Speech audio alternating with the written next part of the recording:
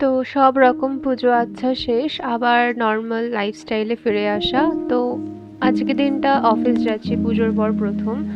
বাবা আর মা আর চোখের ডাক্তার দেখাতে যাবে মুকুন্দপুরে, তাই সবাই চারজনে মিলেই আজকে বেরিয়েছি।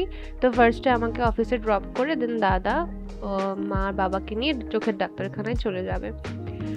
তো সকালবেলায় যেহেতু অনেক তাড়াতাড়ি বেরানো হয়েছে, তাই দুপুরের লাঞ্চ আর সকালের ব্রেকফাস্ট কোনোটাই আনা হয়নি। তো আমি সকালে ভালো বেরিয়েছিলাম কি খাওয়ার পাওয়া যায় দেখার জন্য। তো এখানে পরোটা আর আলুর তরকারি কিনে নিয়ে এসেছিলাম, যেটা নাকি খেতে খুবই টেস্টি ছিল অ্যান্ড অনেক হালকাও ছিল, বেশি অয়েলিও ছিল না।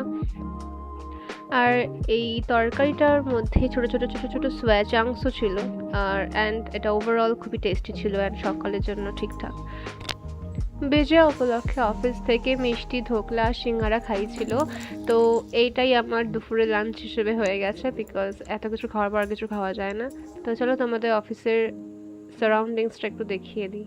তো আমাদের এই নতুন যেই জায়গায় অফিসটা আছে, এই জায়গাটা খুবই সুন্দর। ঝর্ণা, গাছপালা, বড় বড় বিল্ডিংস অ্যান্ড অল।